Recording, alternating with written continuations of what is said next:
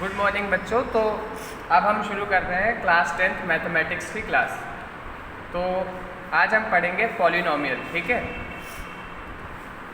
Second chapter है आपका और इजी चैप्टर। फर्स्ट चैप्टर थोड़ा सा थ्योरेटिकल बेस है तो उसको हम बाद में देख लेंगे, ठीक है बच्चों। तो आई होप आप लोग अच्छे से मेहनत कर रहे होंगे। और मैथ्स एक अच्छा सब्जेक्ट है और ये एक ऐसा सब्जेक्ट है जिसमें आप 100 में 100 भी स्कोर कर सकते हो, ठीक है। चलिए,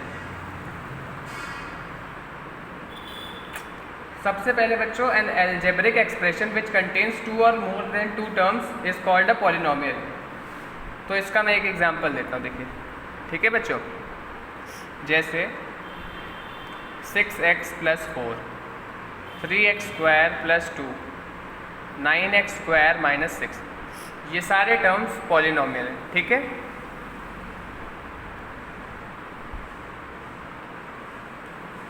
अब हम आगे बढ़ते हैं। तो आप सब जनरल टर्म तो समझ ही गए होंगे कि nth पावर तक जा सकता है, ठीक है। तो अब हम देखते हैं डिग्री ऑफ अ पॉलिनोमियल। तो डिग्री जो होती है पॉलिनोमियल की वो डिसाइड होती है maximum power of the variable, ठीक है। अब ये क्या बताया मैंने, देखिए, जैसे वेरिएबल यहाँ पे क्या है, x, जिसकी वैल्यू अननोन है। तो यहाँ पे x है तो इससे डिसाइड होगी आपकी डिग्री। तो यहाँ पे x की पावर है 1, तो आपका यहाँ डिग्री हो गई 1। मैक्सिमम x की पावर कितनी है, 2, तो डिग्री हो गई 2। इधर ये आपको पता होगा, ठीक है। तो ऐसे ही आप प्रैक्टिस करें। चलिए, अब आपको डेफिनेशन आप खुद लिख लीजिएगा, ठीक है। डेफिनेशन मैं नहीं लिखाऊंगा, लेकिन मैं ये बताऊंगा कि आपको पढ़ना क्या है, कितना पढ़ना है, और मैं अच्छे से एक्सप्लेन करूंगा, ठीक है। चलिए, अब लीनियर पॉलिनोमियल क्या होता है। अब polynomial of degree 1 is called linear polynomial, ठीक है। तो डिग्री 1 का पॉलिनोमियल लीनियर पॉलिनोमियल होता है। अब जैसे देखिए यहीं पे ये एग्जांपल लीनियर पॉलिनोमियल का है, 2x + 3 या 2x - 3, ये एक लीनियर पॉलिनोमियल है, ठीक है बेटो, ठीक है बच्चों। तो इसके बाद आते हैं हम क्वाड्रेटिक पॉलिनोमियल पे। तो क्वाड्रेटिक पॉलिनोमियल जिसमें डिग्री 2 हो, मतलब हाईएस्ट डिग्री 2 होनी चाहिए, ठीक है। अब यहाँ पे x होता या फिर कांस्टेंट टर्म तो है ही, तो उससे कोई इफेक्ट नहीं पड़ेगा, ठीक है। जनरल इक्वेशन क्या होती है क्वाड्रेटिक पॉलिनोमियल की, ax² + bx + c, ठीक है।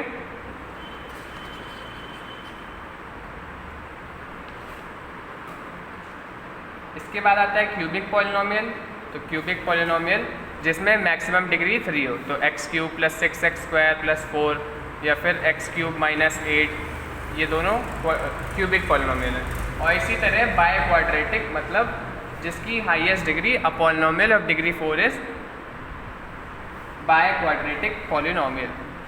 से x⁴ - 16, x⁴ - 8, ये सारे बाय क्वाड्रेटिक पॉलिनोमियल। अब classification of polynomials on the basis of number of terms. अब नंबर ऑफ टर्म्स आप क्लास 8 से पढ़ते आ रहे हैं, तो मैं केवल एक ओवरव्यू दे देता हूँ इसका। So a monomial having only one term is, sorry, a polynomial having only one term is monomial. जैसे 6x³, 3x, 7x², ये सारे मोनोमियल है। इसी तरह 6x³ + 2, 7x² - 4, ये सारे आपके बाइनोमियल, और इसके बाद फिर ट्राइनोमियल और पॉलिनोमियल, ठीक है। तो आई होप इससे आप फैमिलियर होंगे क्योंकि आप ये क्लास 8th में भी पढ़ चुके हैं, फिर 9th में भी, ठीक है। हाँ, कांस्टेंट पॉलिनोमियल जिसमें केवल एक कांस्टेंट टर्म हो, जैसे 2√2, 3, 6, ये कांस्टेंट पॉलिनोमियल। चलिए, अब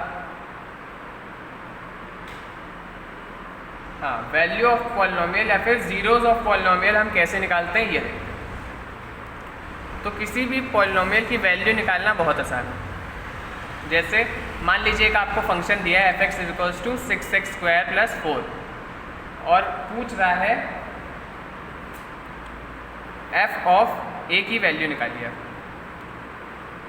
तो x की जगह यहाँ पे a पुट कर दीजिए, ठीक है, क्योंकि a जो है यहाँ पर x से वो रिप्लेस हुआ है, ठीक है।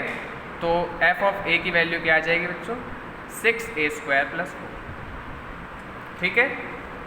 इसी तरह जीरोज ऑफ पॉलिनोमियल, मान लीजिए कोई फंक्शन दिया है सेकेंड डिग्री या सेकेंड ऑर्डर का, ऑर्डर बोले चाहे डिग्री बोले एक ही बात है, ठीक है। ऑर्डर मतलब आप आगे की क्लास में पढ़ेंगे डिफरेंशिएशन, तब आपको पता चलेगा कि ऑर्डर कैसे निकलता है, ठीक है। तो फिलहाल आपको डिग्री टर्म समझाया जाएगा, तो आप डिग्री पे फोकस कीजिए। तो मान लीजिए एक फंक्शन दिया है 3x² - 9x + 2, पूछ रहा है इसके जीरोस निकालिए। तो कुछ नहीं बच्चों, इस इक्वेशन को fx को 0 के बराबर रख दीजिए, ठीक है। तो 3x² - 9x + 2 = 0। तो अब आप पढ़ेंगे factors bye middle term splitting, ठीक है। तो उसमें आप निकालेंगे इसके जीरोस, ठीक है। फिलहाल जैसे मैं एक एग्जांपल देता हूँ, x² - 4x + 4 = 0। तो ये क्या है, x - 2 का होल स्क्वायर है, तो फैक्टर क्या आ गए 2,2। जितनी उसकी हाईएस्ट डिग्री होगी उतने ही उसके फैक्टर आएंगे। यहाँ 2 डिग्री थी तो 2 फैक्टर आए, ठीक है। अब आ जाइए geometrical meaning of zeros of a polynomial. तो देखिए ज्योमेट्रिकल मीनिंग अब मैं ग्राफ से समझाऊंगा, ठीक है। तो इसको बहुत अच्छे से देखिएगा, ये ग्राफ है,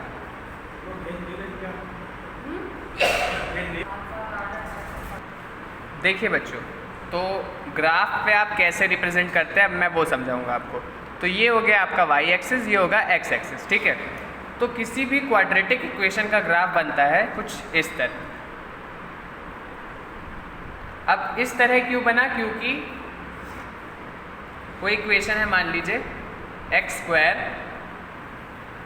- 2x + 1 = 0। तो इसके फैक्टर कितने आएंगे, 2 फैक्टर आएंगे, सीधी सी बात है। अब ये लिखा क्या है, x - 1 का होल स्क्वायर लिखा है, तो इसके फैक्टर क्या है 1,1। तो जब इसका फैक्टर 2 है लेकिन दोनों इक्वल है, तो जब दोनों इक्वल होंगे तो वो x एक्सिस को टच करेगा, ठीक है, छूता हुआ निकल जाएगा। अब आप पैराबोला की इक्वेशन पढ़ेंगे क्लास 11th में, तो उधर पढ़ेंगे कि पैराबोला जो होता है वो इस तरह बनता है। पैराबोला 4 टाइप के होते हैं, इधर एक राइटवर्ड, एक लेफ्टवर्ड, एक अपवर्ड और एक डाउनवर्ड। तो वो क्लास 11th का है, वो आप मत समझिए, उसमें कोई दिक्कत नहीं है, ठीक है। लेकिन आप ये ज़रूर समझिए क्वाड्रेटिक इक्वेशन का ग्राफ, अगर ये आप समझ गए ना बच्चों, तो आपका कॉन्सेप्ट इतना क्लियर हो जाएगा कि आप क्वेश्चन केवल अच्छे से एक्सप्लेन करके आएंगे वहाँ, आपको कोई प्रॉब्लम नहीं आएगी क्वेश्चन करने में, ठीक है बच्चों। तो इसको ध्यान से देखिएगा और अच्छे से समझिएगा, ठीक है। तो देखिए अब एक फैक्टर आ रहा है, मतलब 2 फैक्टर आ रहे हैं लेकिन दोनों इक्वल है, इसलिए ग्राफ ऐसे छूते हुए जाएगा, ठीक है। अब नेसेसरी नहीं है कि ये ग्राफ इस इक्वेशन का ही हो, ठीक है। मैंने केवल आपको जनरल आइडिया दिया है। और मान लीजिए अगर यही ग्राफ ऊपर से निकल जाता है ऐसे, तो इसका मतलब कि कोई रियल फैक्टर होगा ही नहीं, जो आपको नहीं पढ़ना है, कोई रियल फैक्टर नहीं होगा, ठीक है। और अगर ये ग्राफ इस तरह जाता तो इसके दोनों फैक्टर अलग अलग होते, जैसे x² - 6x + 3। हाँ बच्चों, तो इसके जो दोनों एक फैक्टर आएंगे वो अलग अलग आएंगे, तो इस तरह का ग्राफ फॉर्म होगा, ठीक है बच्चों। तो एक जो geometrical meaning of zeros of a quadratic polynomial होता है, उसमें 3 केस बनते हैं। केस 1 होता है b² - 4ac > 0। तो यहाँ पे जो रूट्स होंगे, roots are real and distinct, ठीक है। डिस्टिंक्ट मतलब अलग और रियल मतलब कि जो आप नंबर लाइन पे रिप्रेजेंट कर सकते हैं। फिर केस 2 b² - 4ac = 0। ये मैंने बताया पहला केस, ये बताऊंगा अब सेकंड केस, और ये होगा आपका थर्ड केस। अच्छे से देखिएगा, ये अगर आ गया तो roots are real and equal, ठीक है बच्चों, roots are real and equal, जो कि ये था। तो देखिए बच्चों केस 3 आपका जो है उसमें होगा b² - 4ac is less than 0। तो ये है आपका केस, रूट्स आर इमेजिनरी। तो इमेजिनरी मतलब जो आप नंबर लाइन पे नहीं शो कर सकते, ठीक है। तो आई होप बच्चों का आपको इतना समझ में आ गया होगा। अब हम आगे की क्लास में देखेंगे कि क्या होता है, ठीक है। तो इस वीडियो के लिए इतना ही रखते हैं।